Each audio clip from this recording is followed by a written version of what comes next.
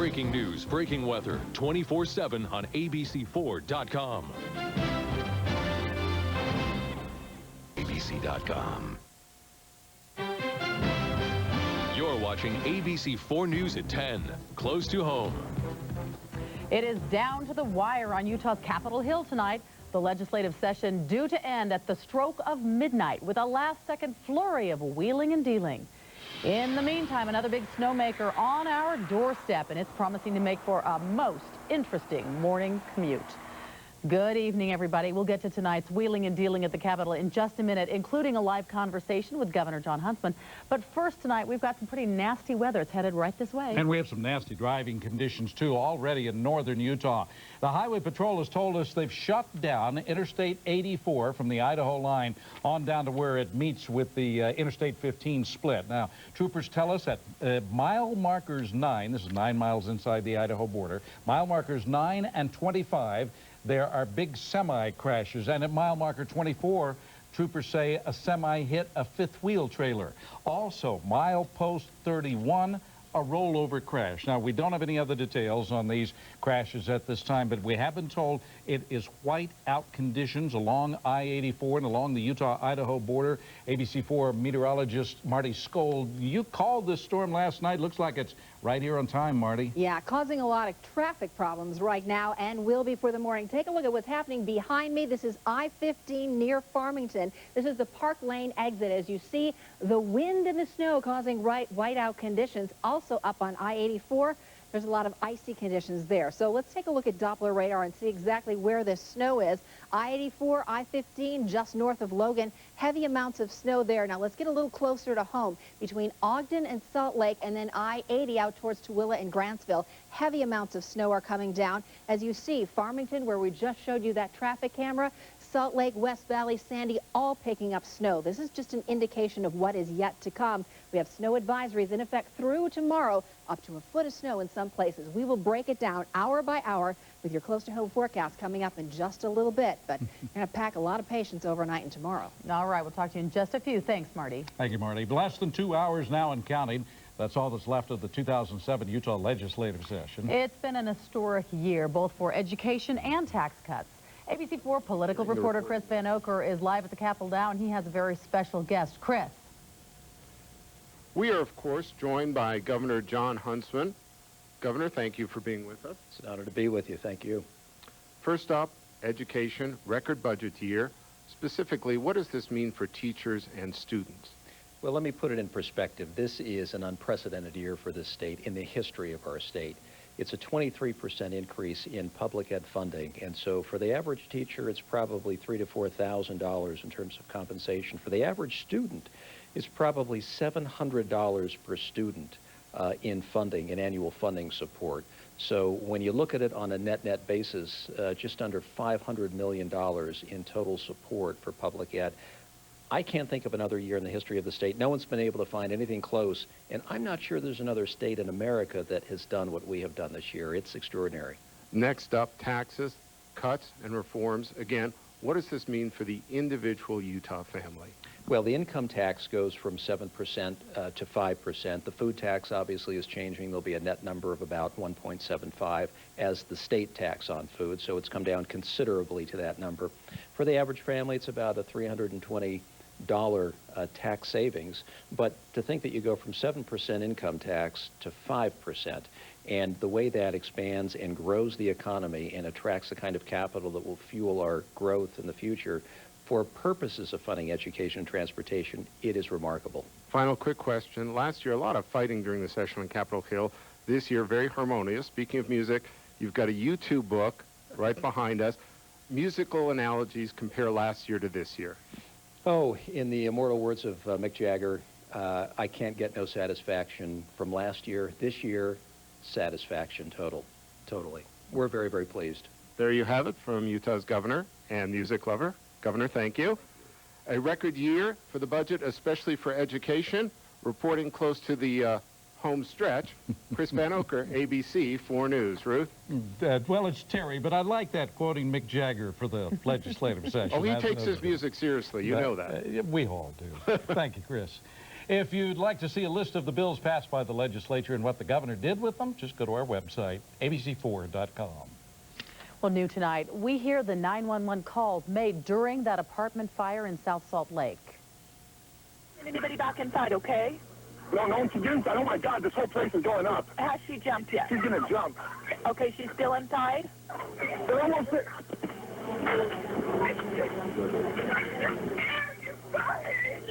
Is that her screaming to you? Yes, it is. Okay. Oh, my God. Let her know that the fire department is there. Can she hear them? She sees them, but there's no one with a ladder yet. 5 people were hurt in that fire, including 2 mothers who threw their small children to safety when the fire began. It happened at the Mountain Shadows apartment at 39th South and 700 West. At this point, the fire is believed to have been caused by a child who started a pillow on fire, and it then spread to the balcony.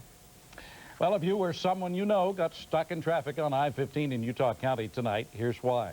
Highway Patrol says the driver of a northbound pickup made a last-second decision to exit the freeway at Center Street in Provo. Troopers say he overcorrected, rolled his truck, and was thrown onto the freeway. He was taken to the hospital in critical condition. The freeway was shut down for about 30 minutes. A judge ruled that a teenager accused of killing 3 family members in an auto accident must remain in juvenile detention center. The 17-year-old's accused of driving drunk and crashing into a car, killing a pregnant woman and 2 of her children. Today, prosecutors claimed the 17-year-old made statements the day of the accident that portrays him as abusing alcohol and even being suicidal. As a result, the judge decided he'll stay behind bars until his next hearing, April 6th, which will determine if he will be tried as an adult.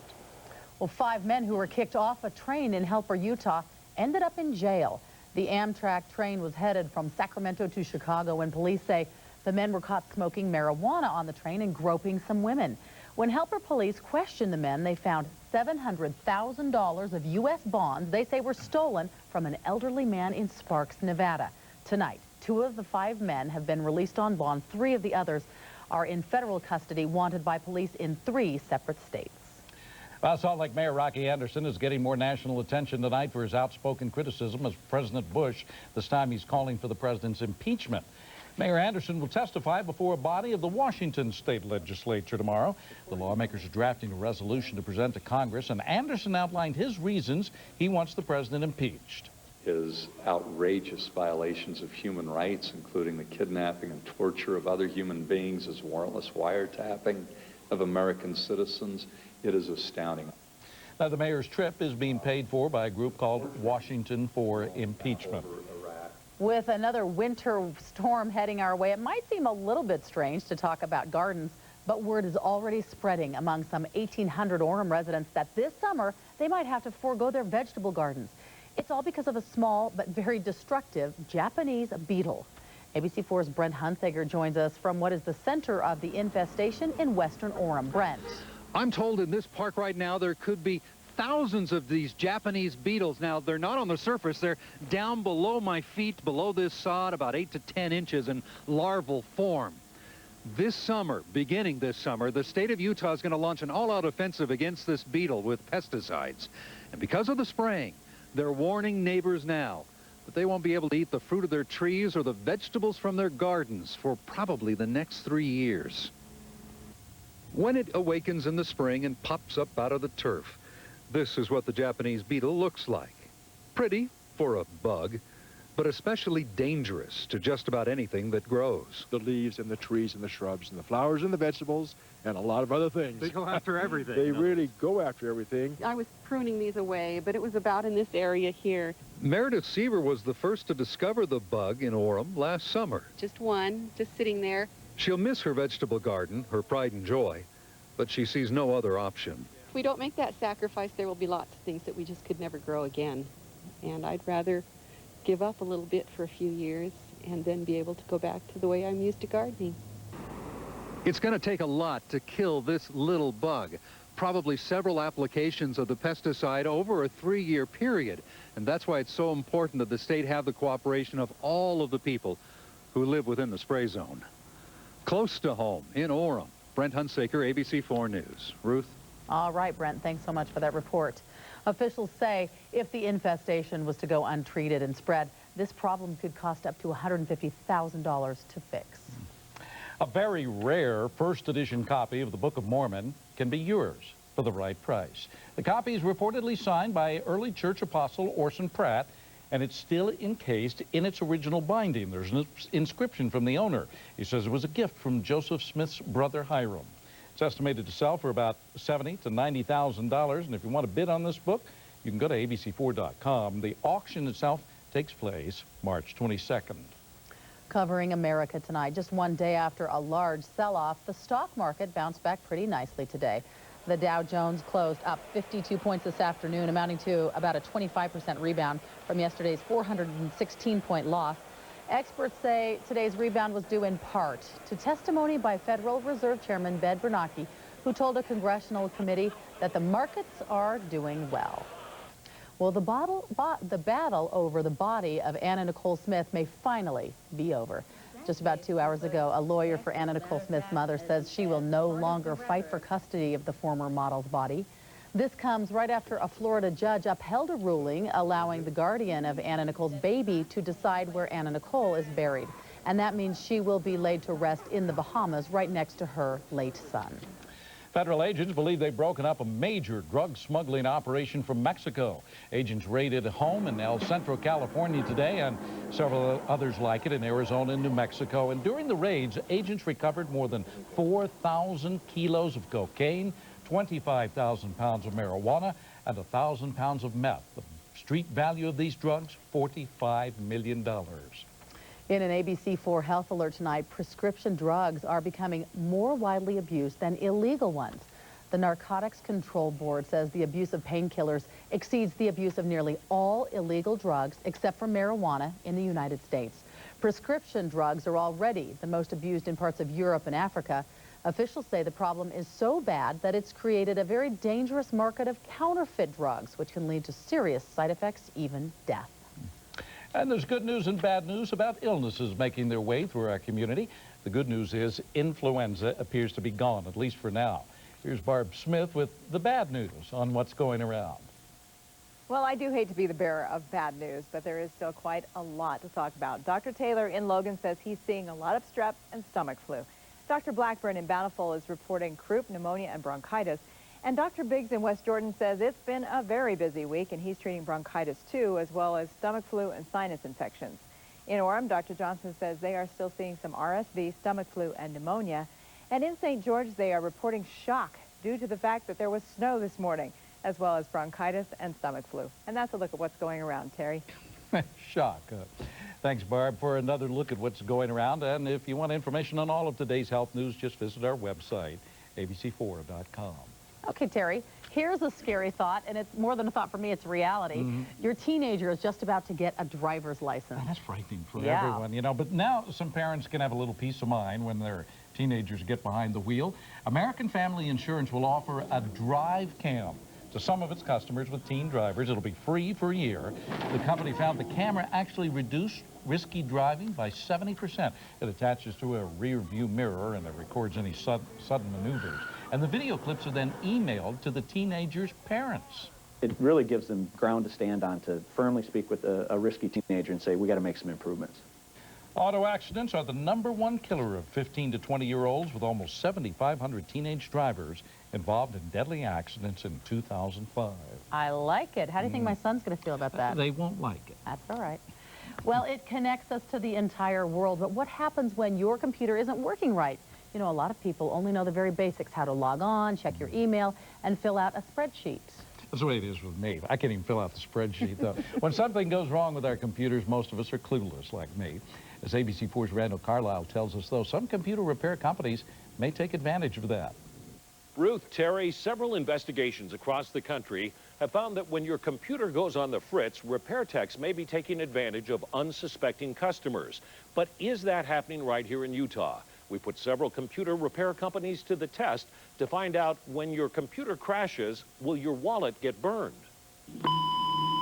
From email, browsing the web, song, many of us depend on a computer. But when something goes wrong, our information highway can come crashing down. That's when most turn to the big ads, hoping to find a geek or doctor to save the day.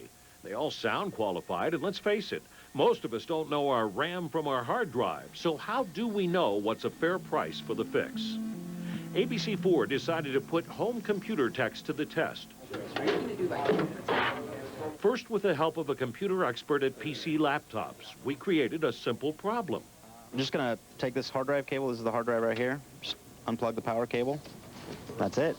Next, we rigged this home office with hidden cameras and put 6 local companies to test. Geekbox, Affordable Computers, On-Site Computers, RescueCom, Friendly Computers, and last but not least, Data Doctors. I would hope that people are honest. There is the potential for, those companies to be dishonest and be out there.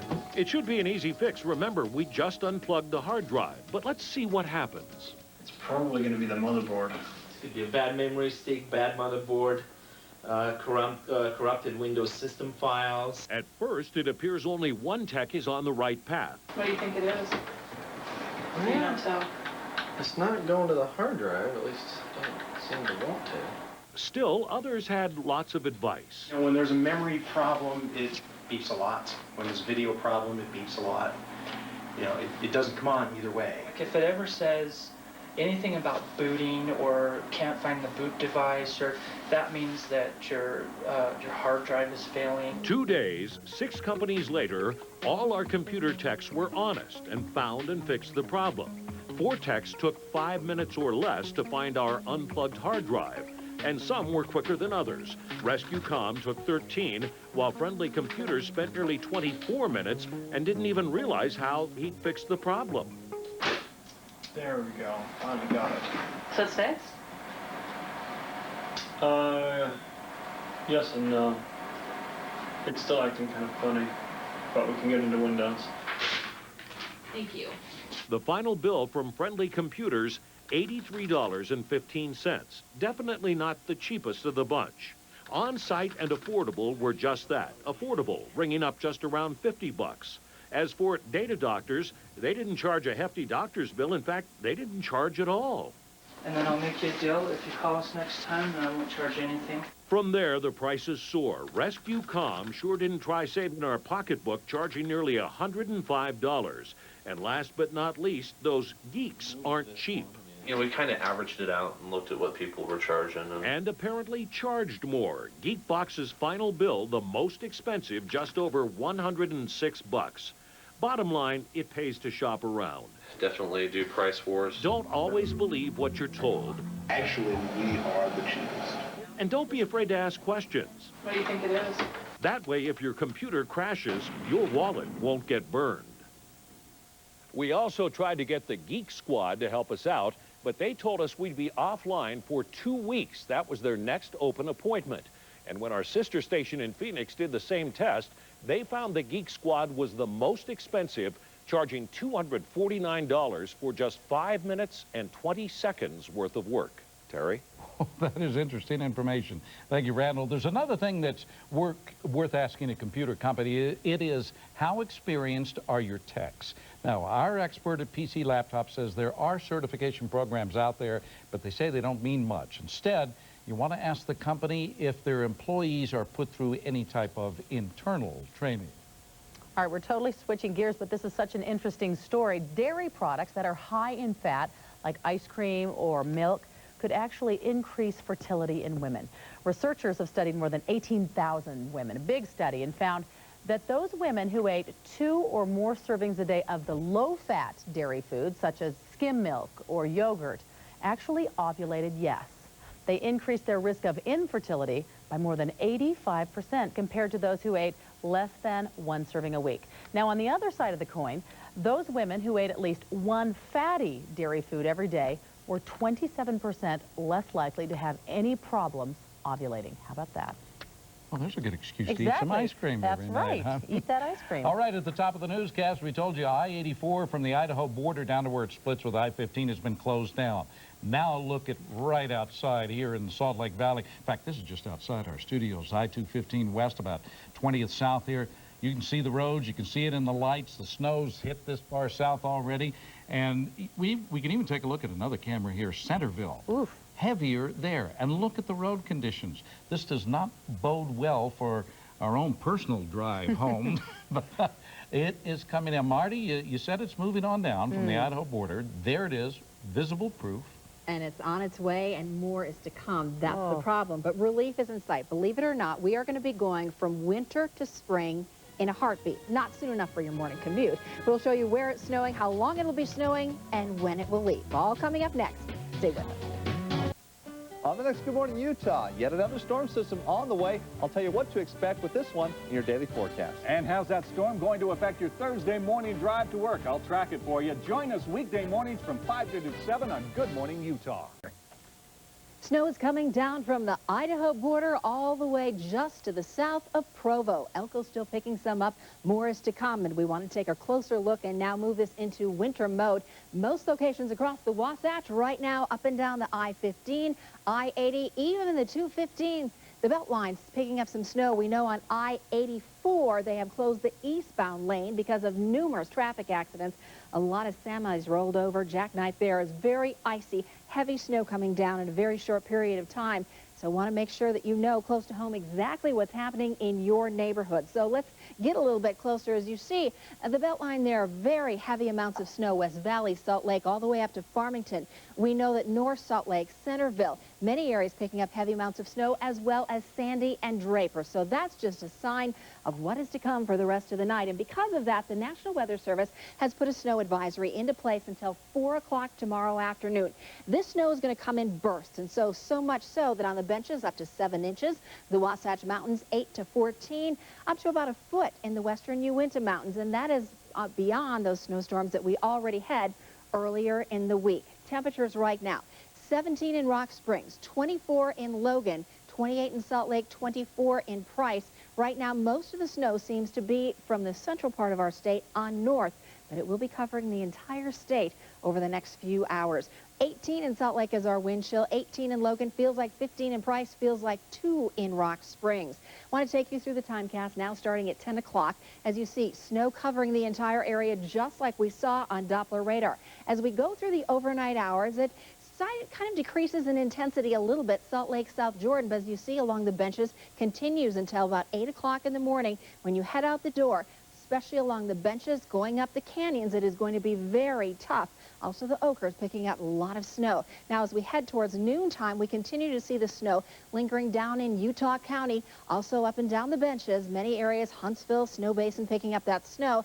And then continuing, 3 o'clock in the afternoon, 3:30, the kids heading home from school, much the same on the way home for everybody, widespread snow. So you're going to have to pack a lot of patience tomorrow. Wind in 24 in the morning, 31 by noontime, 31 then on the way home. The snow will linger tomorrow, then become just snow showers ending on Friday. But look at the warm-up right around the corner. We're talking 50s next week. Wow, good. A chance for that snow to melt and the sun to come out. And going from the 40s, 50s, 60s into the 70s in St. George. Spring is right around the corner. The feel of it, not according to the calendar. That's But right. watch out for the Hang on, next it's 24 hours. It's going to be rough. All right, thanks, Marty. We'll be right back with sports. For the first time in a month, the Jazz are at full strength, so they should have no problem with the worst team in the West, right? Right. Although even though with Darren Williams back in the lineup, Jerry Sloan's team falls in a huge hole. Pau Gasol helps Memphis build a 22-4 lead, but the Jazz slowly chip away. From his can, Derek Fisher gets it to Matt Harpring. How'd he do that? Darren Williams didn't look like he had a sore groin. 14 points, 10 assists. Second half, the Jazz go on top. Mehmet Okur had 16. Carlos Boozer looking like his old self again. 24 points and 16 boards. But the main man was Harpring, a season-high 25 as the Jazz outscored the Grizz by 21 in the second half. Final 104-88 next up at Minnesota on Friday. Well, it's time to separate the men from the boys. We're down to the final 4 in the 4A boys basketball playoffs. Quarterfinal action, Provo and Granger. BYU-bound Chris Collingsworth going way up to throw it down. He had 13 points. Ray Tapusoa keeping the Lancers in it. He hit for 15. 10 seconds left in the game. Granger down 2. Cameron Anfinson hits the bucket, and we go to overtime. In OT, Provo takes control as Collingsworth just too tough. The final 43-41, Provo moves on to the semis. They'll play Roy next. The Royals brought a huge crowd against Mountain Crest. Trevor Bloxham drains the 3 ball. He had 13. Roy up 15 after the first. And check this out. Preston Lamb with the big block. That triggers the break. Blocks him, finds Lamb for the alley-oop layup. What a play. Final 57-39. So it's Roy and Provo in one semifinal. Big upset of the day. Top-seeded Bountiful loses to Timpview. T-Birds led by Andrew Cusick, who had 15. Big Ben Aird keeping Bountiful in it. He had 11, but Timpview pulls away late as Tanner Runia scores on the break. Final 51-43. Timpview will play Payson in the semifinals.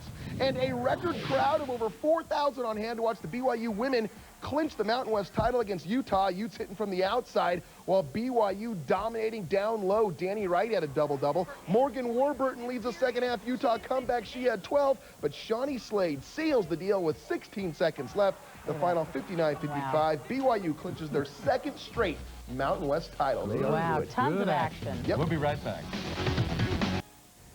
I want to know, everybody, this is the last night for my cohort and professional sweetheart. Oh, Ruth. you're nuts. And dear friend. We're all going to miss you. Oh, and I'm going to miss you. And thank you to you and everybody at ABC4, the people that you see every night and so many that you don't see. Thank you from the bottom of my heart to all of you.